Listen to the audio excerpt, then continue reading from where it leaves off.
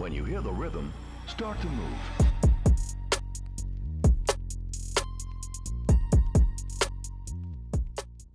Hi everyone, my name is Varia, and this is Shameless Careers, a podcast about career change. Today I'm interviewing Violetta. Since her childhood, Violetta wanted to be a designer, and in fact, this is exactly what she studied at the university. But soon after graduating, Violetta realized that it's super difficult to find a well paying job in that space. So she pivoted. She went on to do a law degree, joined a leading law firm in London, and started building a super successful career as a solicitor. But the story doesn't end there.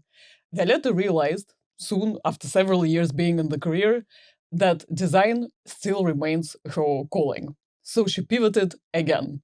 Violetta is now running her own company, Vita Fashion, designing a super cool, sexy, edgy clothing using macrame technique that I'm sure Violetta will speak to us later. She has more than 20,000 subscribers on Instagram and is running a number of workshops and masterclasses. And one of them is soon going to happen, I believe, in Maldives in February. So super cool. Can't wait to ask Violetta everything about her career pivots. So Violetta, thank you so much for being here. Thank you so much, Vada, for the introduction, and thank you for creating this beautiful space for us. I feel very honored and very privileged to be of interest. To be in a position in my life where you, and not just you, and other people want to know how I got to where I am, and I can share that. And I feel so grateful and excited. So thank you. Thank you for the introduction. Thank you. Yeah, why don't we start broad? Could you please tell me at a high level what has your career path been, and we will take it from there. Sure, yes. Career path. So if we go right to the beginning, because I feel like there's been a very significant point in my life where things turned upside down. There's me, happy childhood, just doing my ordinary things back in Russia, going to school, and then I turn 11 years old. I go to my regular school in Russia where I have all my friends, where I have my community, where it's 5-minute walk from home. I go there day 1, 2, 3, 4. And on the 5th day, I get told that now I'll be moving to England. So without having any idea, any implication of what that means, I get put on an airplane, 11-year-old girl, and I get taken to boarding school in England, in York. It was a whole girls' boarding school, girls only, when they've just started to mix it with boys. In our class, we had, imagine, all the girls, just 2 boys, me not speaking any English, had no friends, was finding it very difficult to adapt to this new environment, to the language, got bullied a lot, looked very different. It was very, very challenging. And from then on, I had to learn how to adapt. I had to learn how to adapt and go through, like, when you see challenges, go right through those challenges. Not to get stuck and shut down, but rather go through all those challenges. And this was like life lesson, or this experience has helped me through everything else that came later on, which was changing schools, going to a new school in England, somewhere not too far from Birmingham, Bromsgrove School, where it was mixed girls and boys. I was 13 years old. I already spoke English. I reinvented myself as Vicky. So imagine that from, like being 13 years old until my late 20s, I was known as Vicky. It was this different persona, someone who wanted to fit in. Vicky was much easier to pronounce Right. than Violetta. Mm-hmm. So that's kind of what happened. So I adapted. That was my way of adapting. And then I moved to London, went to Central St. Martin's University, had the best years of my life. There was loads of going out, partying, doing what I absolutely love, kind of getting into textile design, creating, making new friends. And then finished graduation, and then comes the time. So what now? What next? Mm-hmm. And throughout all this time, my father has supported me. He's been so supportive throughout all my life. He supported me through all my education, through all my rent payments and all my studies. And now I'm a graduate of Central St. Martin's with a textile design degree. I've done so well. I've got big hopes and dreams. Now is the time. Now I'm going to go and do it and be a fashion designer. And then reality hits. And then reality hits is that things don't just happen. And my father tells me that, well, you've done your art. I've supported you through this. Now you have a choice. You either come back to Russia because, it's very expensive to keep supporting you living in England. It's very, cost back then and now it's very expensive rent, living expenses. So you come back to Russia, you receive great education, you can continue, you can use everything you learned back then. Or you stay in England and I will continue support you. But this time around, if you're not able to, find a job as a fashion designer, you follow a stable career. You follow a career that is serious. Mhm. You follow a career that is prestige. You go and study law. So, Right. so there's me. There's me. How old is that? Well, 22-year-old. There's me, sitting on the comfortable sofa of my rented apartment and thinking, okay. So I call my dad back and I tell him, Dad, thank you so much for everything that you've done for me. But from now on, I'm just going to do it by myself. Right. So you chose to try attempting to find a job Yeah, in yeah, the design space. Yeah, but Mhm. I'm going to do it myself. I don't need financial support. I don't know. I'm just going to do it on my own. And so I did. I packed up all my stuff, put it in storage, called one of my friends and asked her, hi, can I stay on your sofa? I have no place to live. Can I just stay on your sofa? And it was like, yeah, of course. So I ended up staying on friends' sofas for a few months, kind of moving around, living out of suitcase. I started doing an internship. It was an unpaid hosiery internship for like a startup, like a small startup business. Then I started working as a sales assistant and kind of throughout the months got promoted and started working in the boutiques like Valentino Mhm. and Roland Mouret. And then to bring more cash, I started working in nightclubs and doing promotion work at night.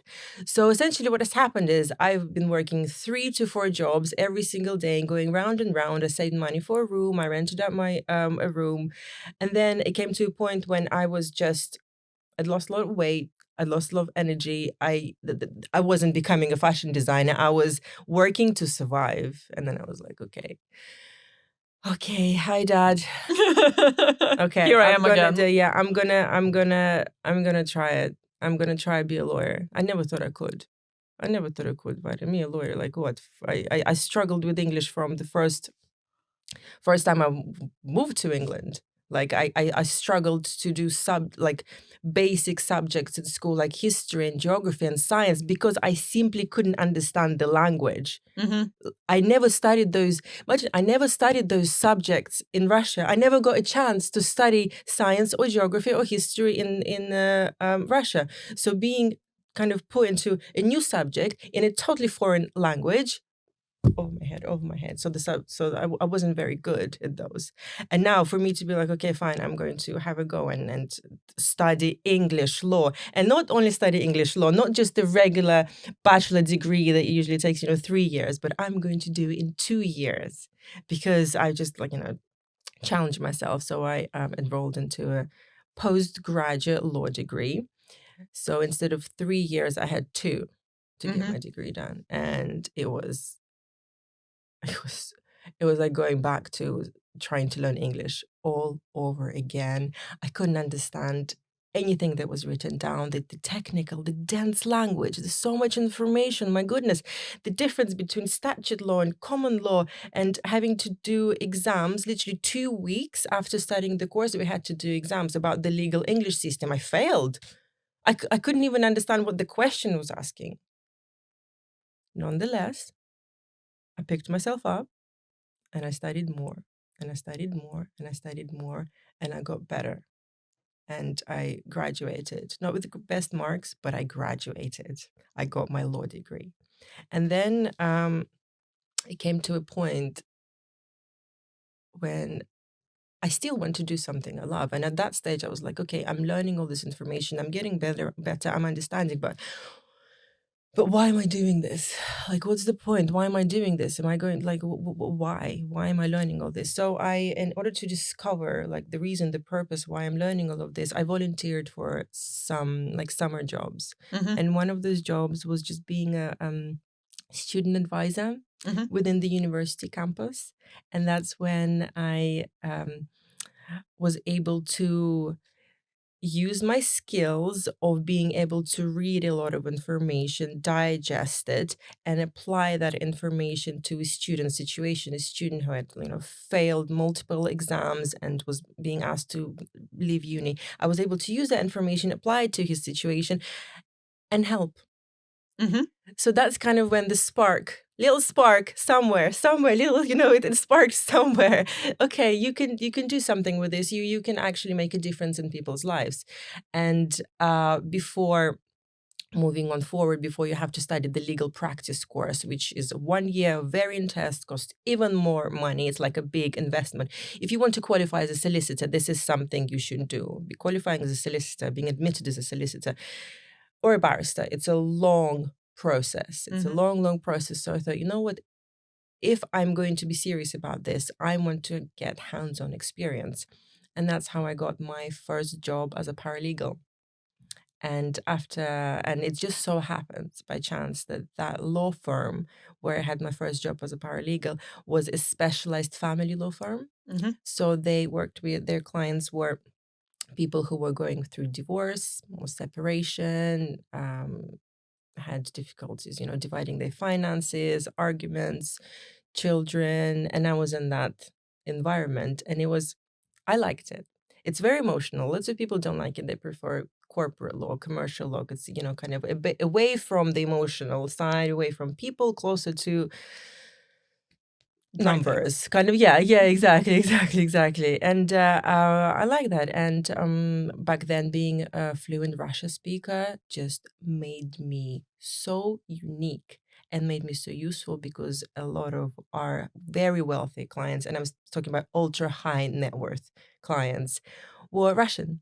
So to have somebody in the room of the native language, you know how it is, like we're living, whenever you live in a foreign country, and so many of us do by choice, and we love it here, but as soon as you meet somebody and they start speaking your mother tongue, and it doesn't have to be Russian, it could be any language, as soon as they start to speak your mother tongue, instantly that initial barrier, that wall that has, some of it goes away. That's so true, yeah. Yeah, and that's what I was able to do with the clients, plus learning law, plus doing this. Had a great year, had a fantastic year working as a paralegal.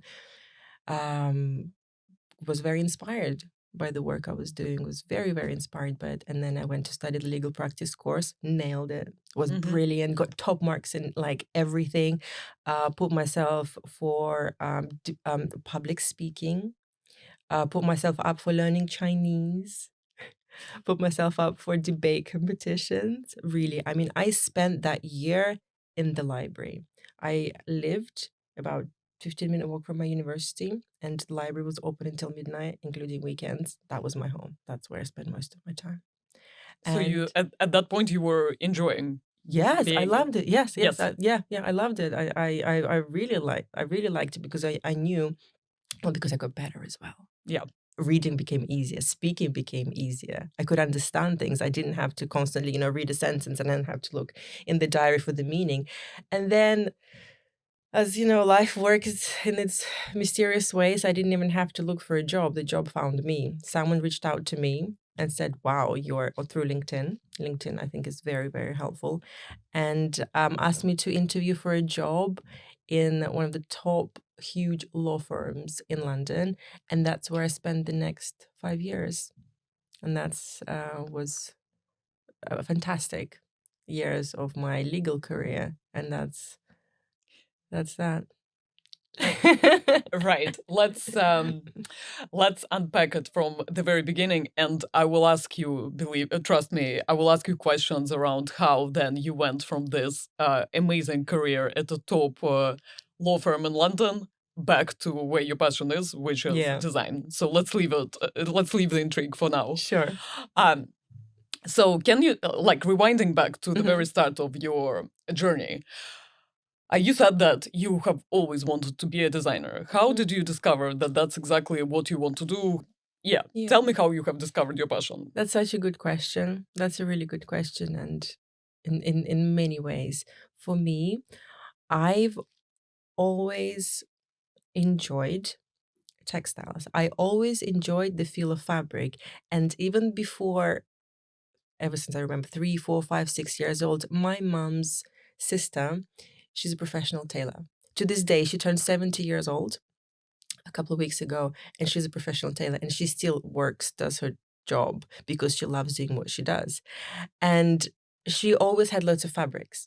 So she always had little scraps of fabrics that she would have in a bag. And for me, the biggest, the best toy, the best activity ever was to go over to her place and to dig through those beautiful tiny bits of fabric, the little swatches, and then to stitch them together, wrap them around my like doll, and make little clothing, make little things like that. So it was just something I always liked to do. I when I was 7 years old, I did I learned beading, like making jewelry with beads. I participated in competitions. I won competitions doing bead work, really complicated things. My mom still has a box of the things I made, and this is like as a 7-year-old. It's unbelievable. I always liked drawing. I always liked to get creative and do stitching something like that. So it was always I could watch. I could sit there on TV and I could watch fashion TV for hours, just the runway. Just the runways, just looking.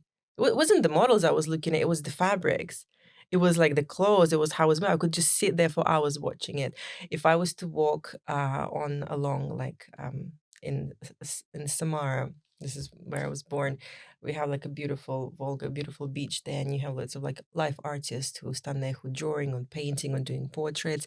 I could stand there for hours just watching them create. I love this possibility of creation, to create something that didn't exist before, and you can do it yourself with your own hands by whatever means. So that kind of is something I loved. And then when I moved to England, and I couldn't speak the language, but I could still create things with my hands, even if I couldn't express, very well what I wanted to say. I could make it and I could draw it. So my best subjects in school were art and textile design. My textile design sketchbook was the only one like in history back then in the book that received 100%. And after I'd left school, and I came back, I was told that they used my sketchbook as an example to other students to say this is what 100% looks like. Isn't that That's incredible? amazing. Yeah, and I didn't even know about this. So it's just naturally what I wanted to do. And then I heard of Central St. Martin's, and I knew, oh, that's the top one. And I remember back then I also researched Maragoni University, which was in Italy. I was like, no, I want Central St. Martin's. And when you apply for university from school, you need to give your top choices. Top 3 or top 5? I had top 1. I applied to 1. Pretty risky. I applied to 1 university, and it was Central St. Martin's. And I traveled from Bromsgrove to London with my portfolio, and I got the place. So that was there's nothing else for Yeah. me. So it seems like you knew exactly what you want to do, Yeah. like upfront from the very beginning, since your childhood years. Could you tell me a bit more, kind of, what were the challenges of looking for a job in this type of creative career? First of all, you need experience to get a job. To get experience, you need to find internships. To get internships, you need experience. And if you don't, and you don't know anybody, you don't have any contacts, you're kind of stuck at ground zero. And back then, there was no Instagram. So back then, I guess the only popular platform on which you could use to show you things was Facebook, but it wasn't very well used for that. So you're kind of just there with the world in front of you, London, but there's no social platform that you can really show off your work. If you don't know anybody, like, what do you do? Where do you go? How do you begin? So, and then I applied for several. I applied for Alexander McQueen internship. I didn't get it. I applied for Vivian Westwood. I didn't get it. It's so competitive, and it's just people are looking. I don't know what they were looking for, but like I wasn't picked. Mm-hmm. So that's quite heartbreaking kind of thing, like not to be picked by those people where you interview to get like one rejection, another rejection, another rejection. And my first foot through into the fashion world was as a sales assistant. And again, it wasn't done through any conventional means by like an advertisement. It was through so the first, let's take it just a step back. The first, did I get the internship? Because I was doing the internship. The way I got my first internship for the hosiery company was through my university. So at Central St. Martin's, we had our exhibition. We had people come and have a look there. So there was a man and he selected 3 of us. He said, I would love for you to work with me. So whilst graduating, I knew I would have this internship and I knew it would be unpaid, but I was happy with that because I wanted an experience. I didn't know what I was doing. I wanted experience. And then through him, he was very nice, very like helpful man.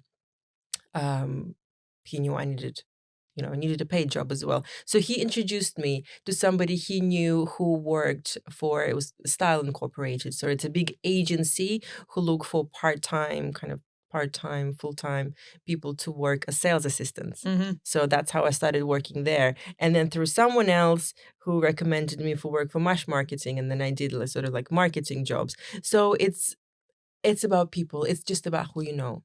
You have to be networking. Networking is number one. You need to be asking for what you want. And how did it feel like when you decided, right, okay, it's difficult for me to sustain myself. I'm working for jobs and I need to take my dad's advice to go into law. How did you feel about it back then? Did you feel like you're giving up your passion, or did you feel like, okay, like I'm done with design and I'm now going to train myself in law and be successful there?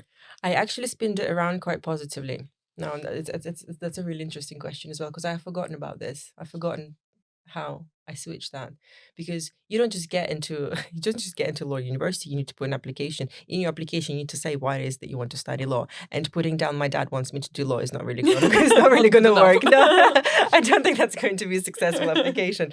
So I had to think and get creative of why is law of interest to me, having like no one ever in my family being a lawyer and me actually not being interested in law. Especially given it's so kind of dry in comparison to what you were describing just now around design and kind of all your passion for creativity. Yeah. So I got creative and I focused on, okay, how am I going to use this law degree to help me? I want to have my fashion brand. For me to have my own fashion brand, how can law help me with developing my fashion brand? Okay, intellectual property. I should be able to understand how I can protect my brand, intellectual property, how I can protect what I do, my designs. So intellectual property was what I focused on and I was genuinely became interested in after I discovered that such thing existed. Right. So you still kind of deep inside wanted to go back into design. Yes. So I thought I'm going to use this opportunity of studying law as a useful tool to then, that I can use it to then realize my dreams. And then obviously it took slightly different direction with completely. the path that you have described. Yeah, it was going quite well. So we left it, the answer to my first question, you left it at the fact that you were doing super well, you were enjoying your career path, you were at this amazing law company in London. So at which point did you realize that something was missing and you actually would want to go back and explore design space for yourself once again? Yeah. Again, very gradual. So once I've studied in law, my legal career and studying law and then going into working law, all my creative bits, my paints, my sewing machine, my knitting machine, my fabrics, everything had to be packed up. So it was all kind of put away, stored away. Out of the picture. Yeah. It was just under a big staircase there. Like not easily accessible. I didn't have the space even to lay out all the time.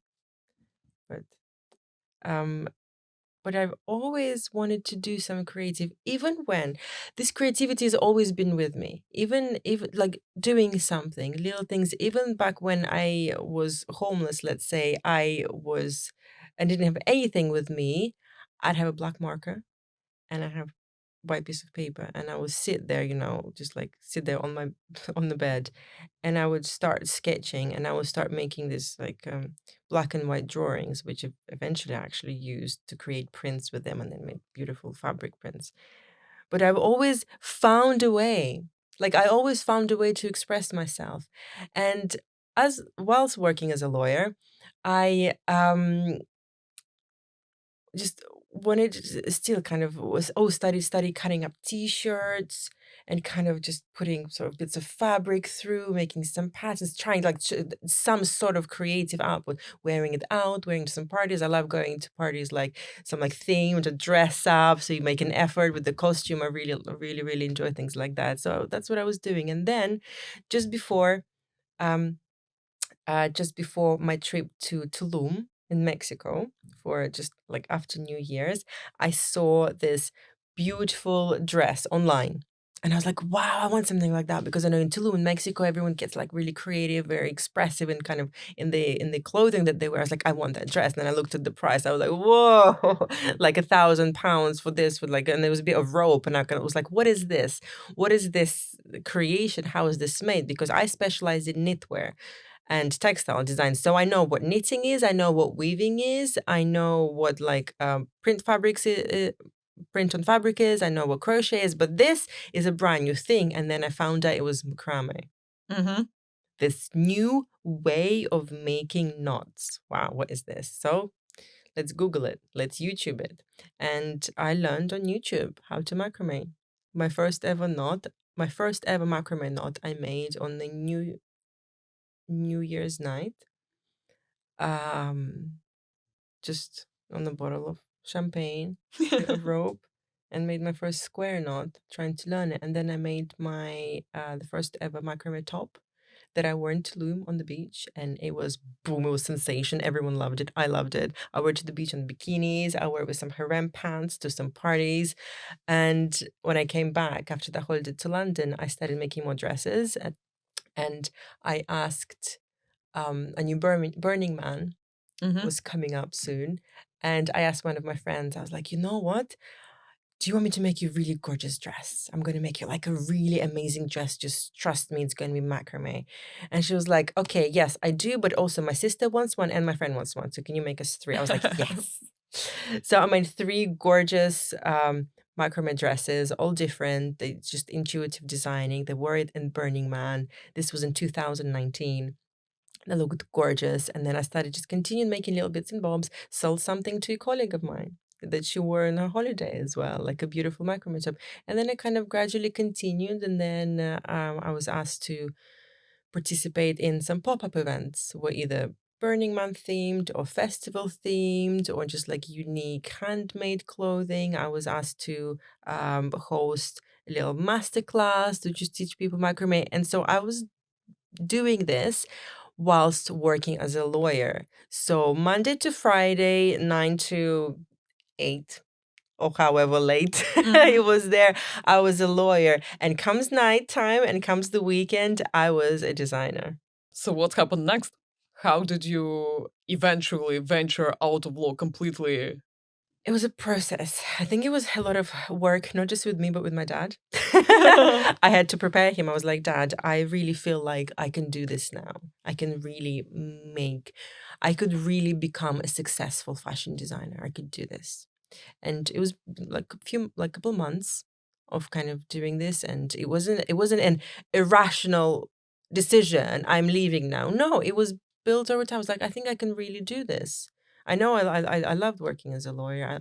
I loved it, but the heart was longing something else. And I was like, okay, am I willing to take that risk? Am I willing to just drop this really wonderful career and really stable income that allowed me to travel to Tulum, to Mexico, to Ibiza twice a year? Like honestly, just like living a life that allowed me to do things that I wanted, everything that I wanted, to now kind of take a risk, take a chance. Have And you then considered doing it on the side? Or wasn't it s- not good enough? so it kind of started on the side. It Mm. kind of started, on the side, but it wasn't okay. I would say like 3 things. It was just little bits of money, a bit of cash that made me feel good. And then I would use that cash to buy a bit more material to make a little bit more. So it was on the side, but unofficially, if you see what I mean. But it wasn't a career. It was only so many hours that I could dedicate to it. But I was still doing it. I still found the time. So I would say nothing like, there is always time. I do not believe when people say they don't have the time to do something. No, you do. We all have the same amount of time. We make our own time. Every single human in the world has the same number of, let's say, hours that, we've just created this way of counting kind of time, of same number of hours. And some people do more and some people do less. But it's not because they don't have it. It's because they don't make the time to do what it is that they want. It's about how you use it and what's the priority. Yes, what do you choose to spend time on? Absolutely. You make the time for anything else, and there's always time. And the more you do, and it's about managing time. Oh, that's a good skill. That's a good skill, managing time. And that is something I have learned. And I'll come back to your question. I know, I talked over. Managing time is the greatest skill that everyone should learn and know how to do. Discipline and managing time. Okay, so let's go back to the conversation with your dad when you felt like the thing on the side was not enough and you want to spend more time doing what you love. Yeah. How did that go? Yeah, so he kind of just stopped responding. As in he would listen to me, he would receive the information and he would stop telling me not to. But he wouldn't exactly give me his blessing. How did it feel for you? It was difficult to because I was like, it was even after having been doing this full time and, having a son, my dad would still ask me, so are you going to go back to work? And I'm like, Dad, I do work. I have my own company. But are you going to go back to work? No, right. Dad, I am working. But I don't blame him. It's just every single person sees life through their own lens of personality. And how I see life and I see this world is very different to how my dad sees life and sees world through his lens. It's very different how you see the world through your lens of personality. So I think it's really important, and I've learned throughout time to acknowledge and to understand and to appreciate this fact. And once we do, and once I did with my dad, I stopped being angry with him or frustrated or thinking that he doesn't think that I'm able to, I don't know, have my own company or business or be a successful fashion designer and successful from his lens into this world equals how much money you have in your bank account, what your salary is. That is his lens. And I stopped being kind of angry and frustrated at that, because that is how he has been brought up. That is how he sees his world. But nonetheless, he's been supporting me throughout this time. And then, yes, he now knows what I do. Not too much detail, but I sent him all the videos of every fashion show I've done, all the shops I've opened, and he says he's very proud of me. He says he's very, very proud of me that I'm doing this, and he shares it with everyone else. He passes on all the messages, group shares and everything, all my successes. Amazing. So yes, and once you've had this conversation and decided to do what you wanted to do, how did you look for more opportunities? How did you open your company? How did you start growing the business? Such a great Instagram following that you have. Just how did you look for opportunities when you started and decided to do it full time? Yeah. So I wrote my resignation letter. I put that resignation letter in a file. And I was ready to go with a good heart. And that was on a Friday. And I thought, well, who resigns on a Friday? I mean, it's the weekend. People want to go out, relax. So I thought I'll wait till Monday. And on Monday, as I am walking to work, on my way to work, I start to feel different sensation, physical sensation in my body. Something feels different. And that same day, I find out that I was pregnant. Right. So that resignation letter kind of, stayed where it was. Stayed where it was, never got showed. And I ended up working as a lawyer for the remaining like 7-8 months, and did so well. I continued. I still had intention of going back. I was hosting seminars with the Big Belly. I was hosting seminars about prenuptial agreements to a group of very wealthy Russian speakers, and I was writing article. Actually, it was that period when I knew I was going to go on maternity leave. I kind of wanted to make most of what I could in my time in my law firm, with full intention of going back there afterwards, because I was still, maybe I could make it both work. Like, who knows? Universe is such an interesting thing. I always wanted to be a mother for such a long time, and bam, there you go. It's kind of like unexpected, but that's what you want. That's what you asked for, and it really was. And so, whilst pregnant and right before leaving the law firm, I had done so many things to kind of build myself up and to create this like a Russian desk within the firm. Mm-hmm. Like, so much work to that, and I mean, everyone really liked me in the law firm, and I was just always, because I liked being there. I liked working with people, whether it was partners, solicitors, trainees, or clients, going to court with barristers. I really, really, really, really liked it. And then I went on maternity leave, and so what do we do? Like, kind of, what do we do now? This is a completely different environment. And the moment, like the moment, was me, window, desk, my laptop, 9 months pregnant, going to, pop in 20 days. I didn't know back then, but very, very soon. And I think, you know what? It's either now or never. Mm-hmm. So I go online and I register my company. And within 24 hours, I was a proud owner of my own company, Vita. And the certificate of registration fell on the same date as my birthday, 11th of May. For my 31st birthday, that was my gift. And although I didn't have a business plan, and I had no idea of how I was going to make it happen, but the fact that I was now an owner of my business, Mm-hmm. and I was going to make it fashion, and it was going to be macro, made it real. Mm-hmm. You know what? It's the first step. It was this first step. It made it real. Yeah. It was already real. Whatever you say, it was real. I had that piece of paper, and I had that in here. The mentality. It was real. It was happening, and I received my first order for New York. Someone who wanted to buy a few garments. She wanted to get 6 items to sell on her online shop, Mm-hmm. and I was like, yes, 100%. So, pregnant, making the order, had the baby.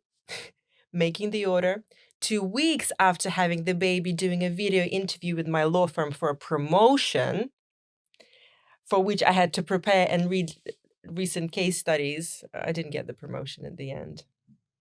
It was another blessing, but it was heartbreaking at the time. Because again, being told, you're not good enough for the promotion. But that's okay, because I was good enough for something else. Not only good enough, I was brilliant doing something else. And this is something also I want to say. This is something that makes me quite emotional, and it's kind of like what I want to share with the people is, I worked really hard throughout my life, whether it was in school, at university, studying for exams, or doing whatever work I did, whether it was curling people's hairs in John Lewis, or whether it's working as a lawyer or a designer or as any type of assistant. I always worked really hard and put my 100% to it. And this is why I received good results. And although some things didn't come naturally to me, like studying law, it didn't. Mm-hmm. Because I worked so hard, I got great results. But imagine all those people who work so hard. Imagine if you put the same amount of effort into doing something that actually comes naturally to you, that's part of you. Imagine the results you're gonna get. It will be like an amazing synergy. It will just be on a different level, yeah. And that's what I do now. Mm-hmm. I work so hard. I work every single day, but I do what I love so much.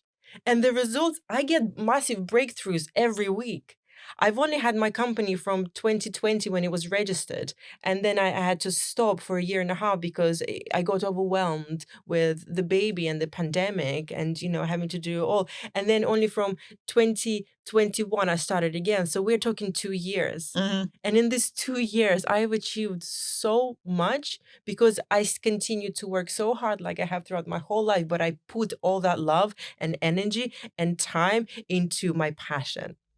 And if everybody put that same amount of time and effort into doing what they truly love, what they're truly passionate about, what they burn for, they would achieve incredible results, incredible results. And I feel like what stops people is how. The question how, but how am I going to get there? But how am I going to do this? But how will I pay rent? But how will I get this? Forget the how. Forget that's not for us to decide. That's for the universe to decide, and I strongly believe that.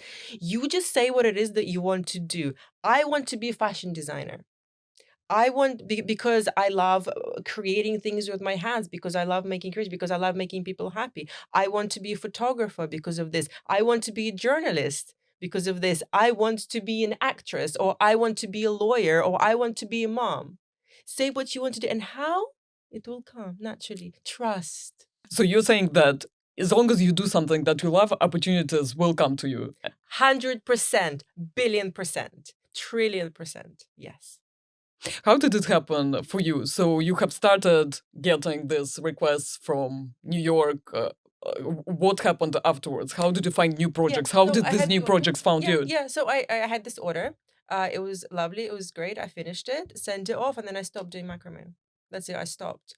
I was new full-time mom for the first time. I actually couldn't. I had to move to Russia for a while. It was during the pandemic. It was very difficult just with everything, and then I moved to Russia to get support from my mom, which was very helpful. And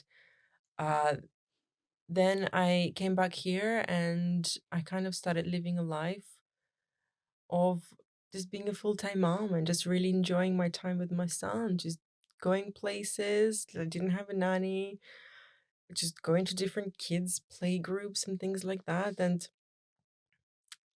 honestly, I thought, okay, well that's me. Okay, that's what I'm gonna do. And I was like, okay, I've put on weight. Okay, that's it. I threw all my skinny clothes because okay, if this is how it's going to be, I'm okay with that. Like I'm okay. I'm just going to be a full-time mom with my loving bundle of joy who I wanted for so long. And he is honestly the biggest blessing. I was like, I'm okay with doing this. Cooking, started baking, never baked in my life. And I was like, okay, fine. And I just didn't think I could go back to macrame. I just didn't think I could deal all of it. And at one time, my partner asked me a question as we were having dinner. He asked me, why have you stopped making macrame? And I told him, I was like, well, do you see everything else I do around the house? Like, do you see everything else I do? I just don't have time for it. I was like, okay. Like I can't manage it all. It's too much. Don't have the time. He's like, okay. And he was like, okay, but think of it this way. If time, money, and circumstances wasn't an issue, what would you want to do? What would you really, really want to do? Put all those things aside. What would you really want to do? And I sat there and I was like, okay, wow, that's that feels like so much lighter already, Okay, what do I want to do? I want to make like a music video with all these beautiful girls wearing these like macrame dresses and looking all like sexy and empowering and just like, it all just being like so good and they're all different and it's all diverse. Okay. He was like, okay, well, I have a friend who is a videographer. Maybe he can do a discount for you. I was like, okay, interesting. So things starting to work, sometimes starting to kind of work differently within my mentality, within my head. And I got contact with that guy and we set a deadline for when I wanted to shoot something. And we started talking about the script and the plot. And I got a deadline. I got a deadline. So now I had a deadline for which I had to prepare a collection. Where's the collection? It's not there. Okay, but I have, okay, let me get material. So I bought material to make the collection, and I started designing dresses because I knew what I was doing it for this incredible music video. And then I was like, okay, well, if I'm going to film a music video, them dancing, I want to see how the dresses, how the garments look in movement. So I would put the dress on me. I would put my phone on my camera on a stand on the balcony. It was summertime, and I would just start to dance in front of the camera, making little short videos. We'll post them on Instagram, and one of those short videos of me, very very basic, just very basic bit of macrame, doing a little twirl, kind of slow motion with some music in the background, got seen by a designer, an incredible woman, entrepreneur back in Moscow.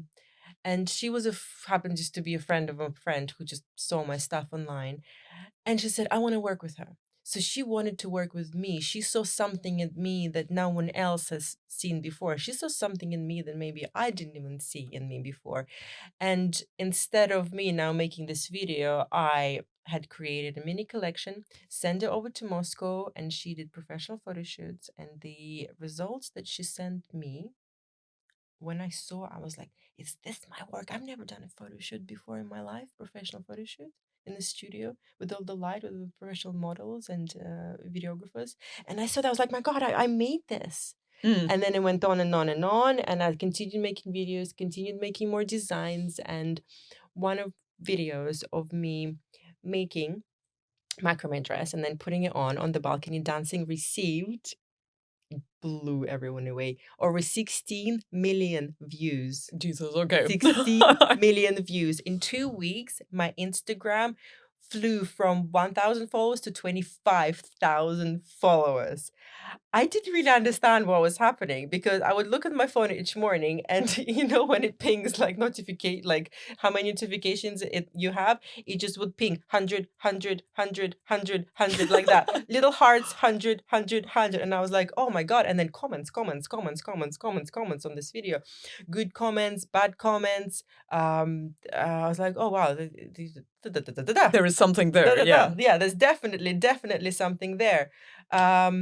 Then ended up creating a costume of that, using that same dress design for an incredible Turkish singer who did a music video, and she wore two of my garments. So that was another bit of exposure, and then things just started to happen. Things just started to come to me, and I had an opportunity. A friend of mine said, well, there's a fashion show happening in London. It's in 3 months. Do you want to do it? I was like, I would love to, but I can't because I don't have a collection. And to participate in a fashion show, you need to have at least, 12 finished garments. And it takes a very long time to create one. You could be like, to put it in perspective, people can spend years preparing for a fashion show, coming up with the designs, then making them, then finding the models, then finding the music, then the makeup, the theme. It's a lot of work. It's like, no, I can't. I just don't know how I'm gonna do it. I can't make a whole collection in 3 months like the summer. So I said no, and then I thought about it, and I messaged a friend that was in Moscow who had a few of my things, and told her about this opportunity. And she was like, wow. She asked me, what if I was able to somehow bring back all the things that you made for me back to London? So that's like half of the collection. Would you do it? I was like, yes. So that's what we did. So I messaged back my friend and said, yes, I'm going to do it. And then I paid for the fashion show, paid the fee. So that's it. I was in. I had no idea how, but I had no idea how. I was still a full-time mom, by the way, and I still had to do cleaning, laundry, and cooking, and looking after the house, and all these usual things. Like I had no idea how I was going to do it. I was not ready at all. Not ready whatsoever. I wasn't ready to be a business owner back then when I was 9 months pregnant, locked in a house, during the pandemic, and I wasn't ready to host my own fashion show to put a collection. But nonetheless, I said yes. I threw the hat over the mountain, and I set a deadline for the show, and I was okay. So what do we do next? And we can make everything happen. Like, honestly, when we have a deadline and we have a reason, a purpose to do something, we get it done. So throughout this 3 months time, not only did I manage to find childcare for my son, I managed to find interns who wanted to work with me for the first time. Who was I back then? But I found people who wanted to learn from me, with whom I teach. I found friends and friends who would help me put this collection together.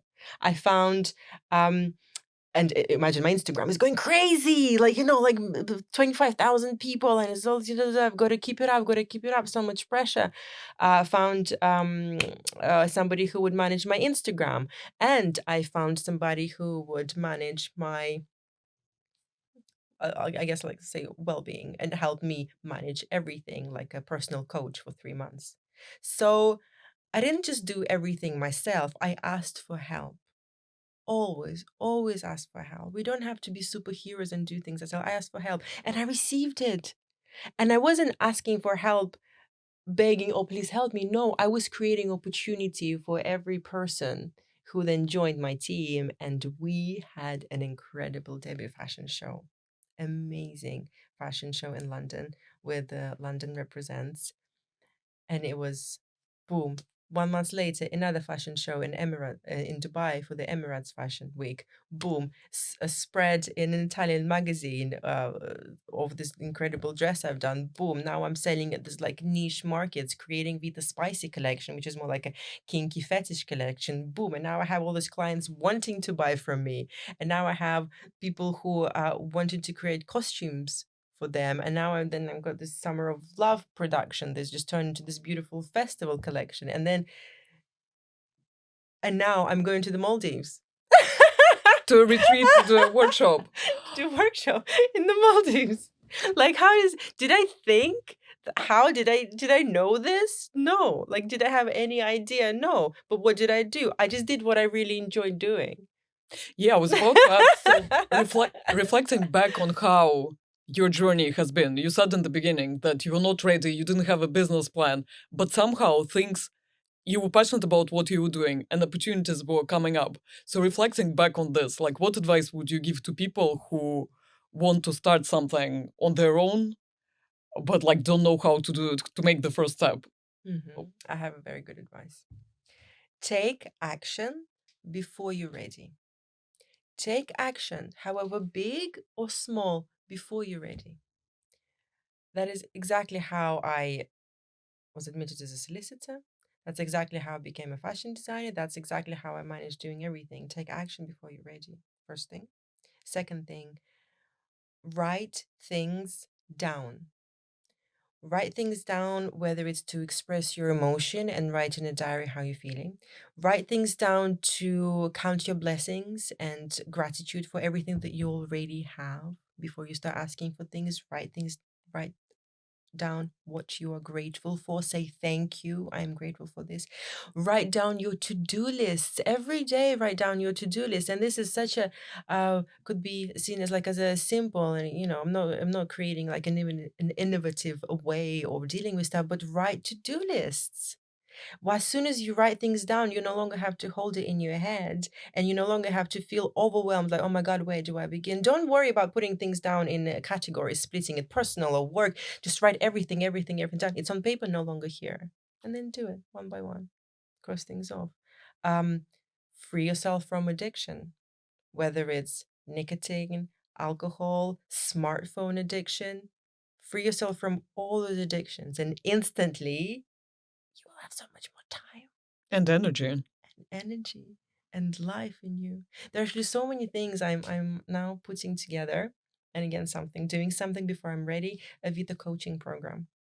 This is something very new. I am releasing videos, detailed videos with practical tips every month, and you can get a subscription on my Instagram. This is something very, very new where I actually share everything that I've used and how it has helped me to get to where I am. So Vita coaching, because I really want everyone um to be able to feel that feeling of wholesomeness, that feeling of just gratitude and abundance, knowing that you actually have everything you need, and not only everything you need, you have an abundance of everything you need because you're doing what you love. And if every person could just have that, that would be so incredible. We would be so much happier as people. Yeah.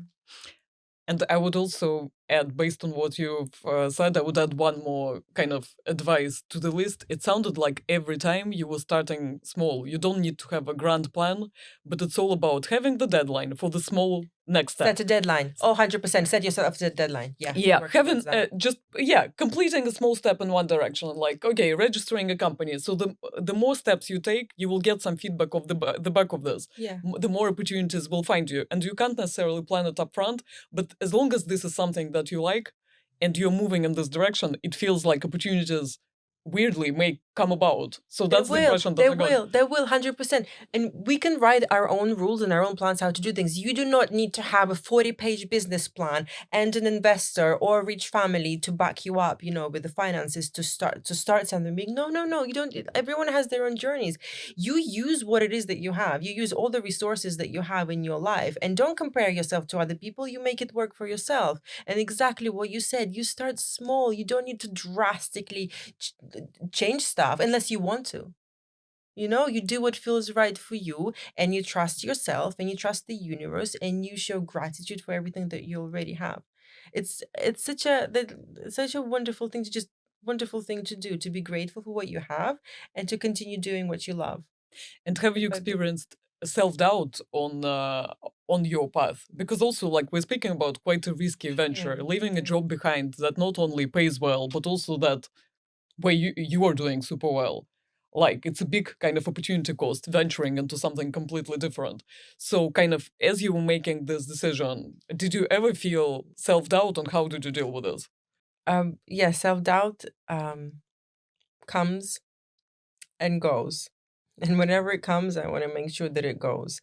It's very natural to doubt ourselves. It's very natural to feel that something's not going to work out. And I do feel like that even now, like, making big projects or kind of hosting masterclass and thinking, oh, well, are people going to sign up? Are they going to come? Like, I'm investing all this money into the product and making it. Are people going to buy it? But whenever that self-doubt comes, whether it's from, I don't know, from maybe something someone said or our own thoughts, whenever it comes. So this is like a practical thing that what I've been doing, because I do sometimes feel that, like, I don't think I can do this or something. This is what I do. So I take whatever negative situation that has happened, and I write out 10 positive things about it. So it's an actual exercise, and it really helps. So, for example, I've and not just in work life, but in personal life. Just, and as an example, I got a call the other day, and my son hit his head on the radiator in nursery, cracked open. So I went there to pick him up. Usually, my initial reaction would be almost in tears. I'll be so worried. I'll be so scared. I'll be so angry, and I would be so frustrated at this whole situation. But instead, I wrote out 10 positive things about the situation. But I'm so grateful that his eyes are okay. But I'm so grateful that he's still happy. I'm so grateful his teeth are okay. I'm so grateful that he is walking. I'm so grateful that he's alive. I'm so grateful he's this. And as soon as you finish writing this list of 10 things and you read it out loud, instantly the energy and your mood changes, and things just transform. How you feel transforms, and how we feel is kind of comes to the energy that we send out. And how we feel and the energy sent out is a magnet, is then comes to kind of the thing that we attract. So the more worried we are, the more angry we are, the more doubt we have about ourselves or about what we're doing, the more of that doubt we're going to attract. So use methods. Use the writing 10 positive things about this negative situation to to manipulate your own mind into thinking positively, so then you attract the positive things. And it's easier said than done, because it is easy to be happy when things are going well, right? That's easy. It's easy to celebrate success. Oh, that's so good. But it's not so easy to be happy when things are going shitty. When you didn't make those sales in the shop, when I had a shop in Brick Lane, yes, and I've lost a bit of money there because people weren't buying. Do you know how sad I was to see, people not buying, and to constantly have expenses coming out, and then for me to I worked Saturdays and Sunday, for me having to bring my son to the shop with me, so having to look after him and after the shop, it's exhausting. Nonetheless, turn that around, right? 10 positive things, but at least I got exposure. But at least, I'm so grateful I met people there. I'm so grateful I met the person who led me to do another fashion show for Wimbledon Sustainable Fashion Week. Because of that, I'm so grateful that I now have two other people who want to sell my product in their store. I'm so grateful that because of that, I've met, because of fashion, one of the mayors of one of the London boroughs, who now wants to work with me and to do talks and speeches in front of thousands and thousands of women. I'm so grateful that this is this. And that is something, this doubt, this doubt, and also for women, I feel like we often get imposter syndrome, right? Like, we shouldn't be where we are. Like, how did we get to where we are today? Like, I'm not smart enough. Like, oh my God, I didn't think I was smart enough to be a solicitor. I didn't really, I still do. Oh my God, but I am smart. I am smart enough to be solicitor, because I did it all. I did the work. I did the exams. I passed my exams. Not only then, I did so well. I did hosted my own seminars for people, teaching them, English family law. So I am smart enough, and I'm good enough. And whenever that doubt creeps in, and it does, because we human beings, we're naturally programmed to the negative, unfortunately. Just reprogram yourself. That's what I do. And someone said that what also helps with self-doubt is to have some kind of bigger purpose. So I was wondering if this resonates with you. You have mentioned previously that you love it when you're creating beauty, when you're doing something with your hands. Like, would you agree with the statement that having a vision for why you are doing it kind of helps with self-doubt, and also is kind of a pretty important fuel for any project that we're driving? 100 billion%. Dream big. Dream so big that it makes your heart beat. And my dream, and why I do what I do, is to help people. And I want to help people with my way. I want to build Vita House. I want to build Vita House, which is going to be a huge warehouse type place where we'll host Vita Master classes, where I will have interns who will then train with me, and those interns will then teach other people to macrame and take on the work. We will teach the process of creation, the mindful process of creation, sustainable fashion, and there'll be a safe space where everyone can just be themselves and express their creativity and help each other and share that passion. And I really got inspired yesterday. I went to see a Chanel exhibition, and Coco Chanel, Gabrielle Chanel, I didn't know much of her history, and a friend of mine invited me, and she's been asking me for a while to go there. And she said, I went to this exhibition and I keep thinking of you. And I was like, of me? You go to see Coco Chanel, think of me? What's up? And then I went in there, and I felt so honored that she thought of me when she saw Coco Chanel's exhibition, because Chanel revolutionized fashion for women. She completely revolutionized how women felt and what they wore and how they dressed. And she was unstoppable.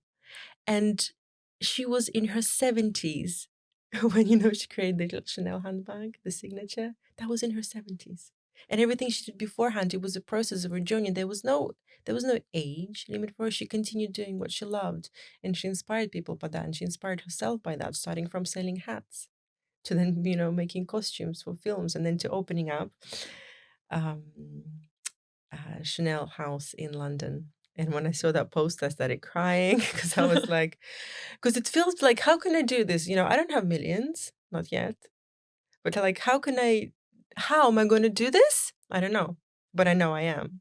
I know I'm going to create this beautiful, big Vita house thing, and I'm going to change lives of people, and I'm going to help people. I know I'm going to do it. I don't know how.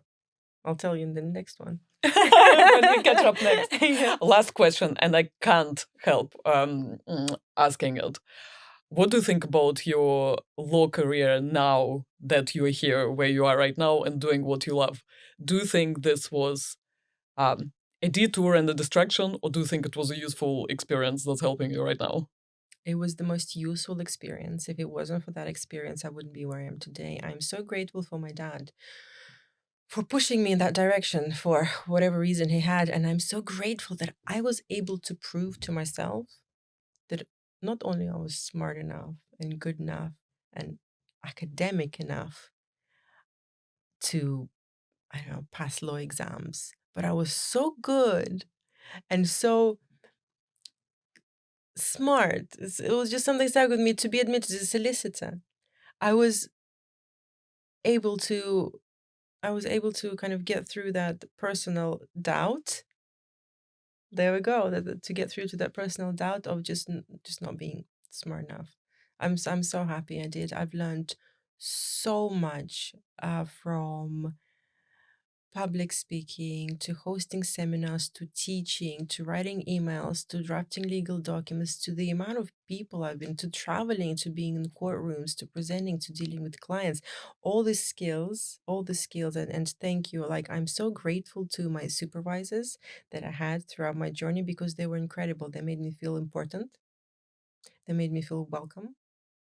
And they trusted me with big tasks. They just kind of put me there and I had to deal with it. And now I am able to deal with everything I deal with right now because of all these experiences that I've had.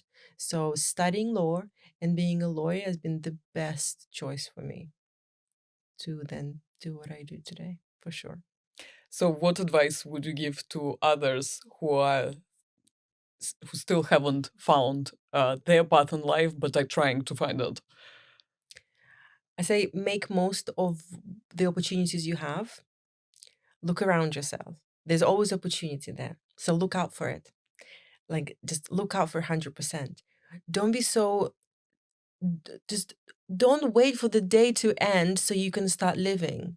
If you don't like, if where you're working right now is not your dream job, don't just go there and wait for the time to pass by so you can just, for it to finish so you can then start living and doing what you love. Use all the opportunities you have, and they're always in front of you, with the people that work with you, with the projects that you do, with the knowledge that you receive. It's always there. It's like this little test. I don't know if you've heard of this, like with this little test when you're so you have a screen. Imagine this exercise.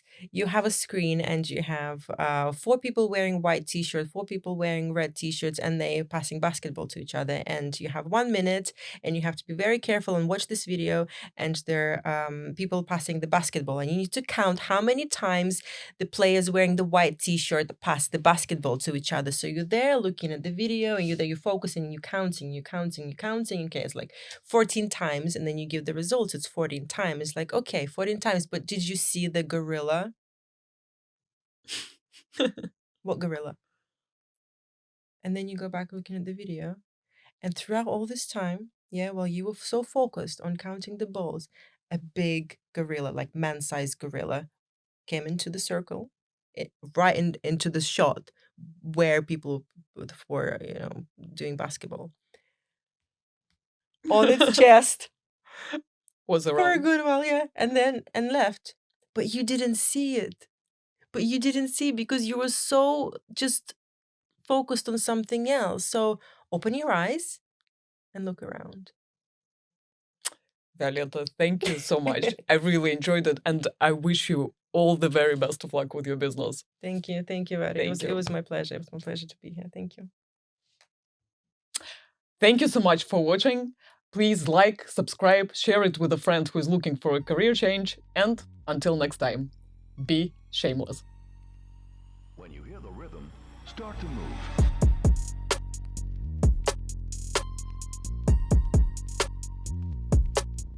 Go, go, go, go.